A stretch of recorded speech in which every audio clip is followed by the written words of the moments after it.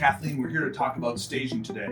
You know I love to pull you into my listings so we can get them prepared for the market, make them look great, and get them sold. So in your process, when you're staging a home, what are some of the key things you look at when you first get into the listing? You know, Mark, when I go out to the seller's home, what I'm generally looking at, how is the furniture arranged, because they want to maximize the square footage that they have. What personal items can be edited out.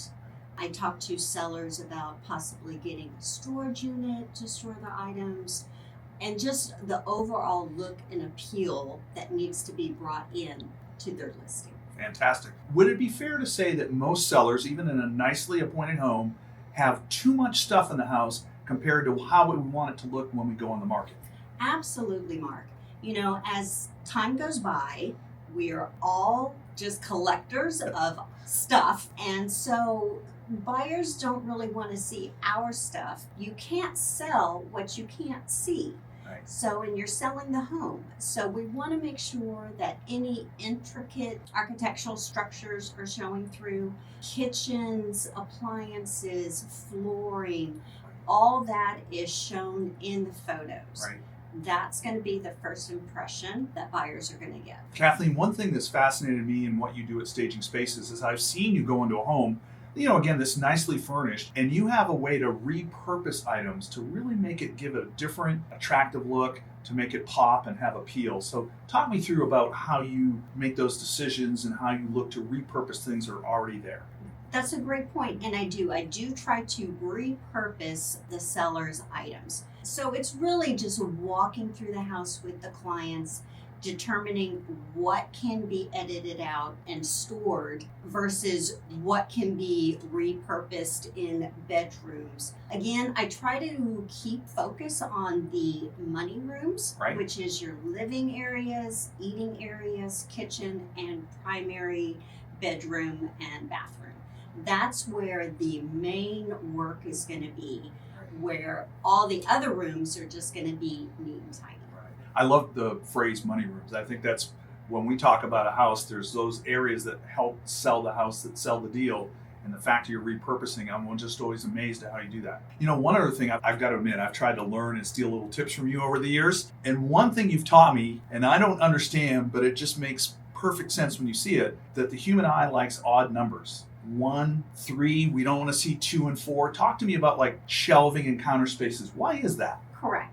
Well, it's good for the eye. If there's too many items on a shelf, typically when you're styling or decorating your own home, you put as much items as you want out.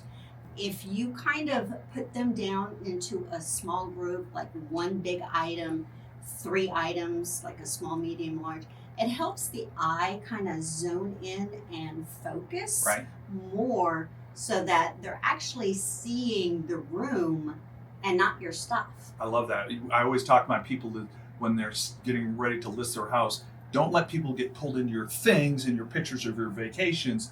Let them see the spaces. So I think that's great advice. You know, another interesting thing is, wonder if you would recommend, if someone's going through the staging process, do they have to always bring in furniture, or can we just work with what they have in the home? Most of the time, I try to work with them with what they have. Right.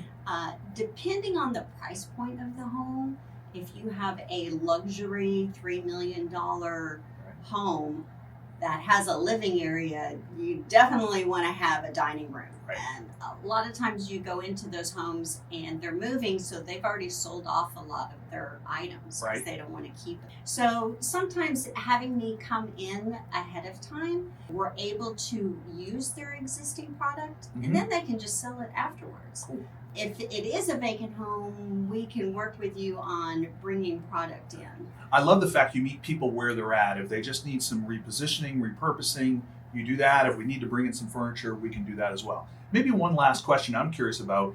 If you're going to go through the process of staging and you're going to have a cleaning done, would you recommend like a deep cleaning being done before staging, or do the staging first and then bring in the cleaners? What would you suggest?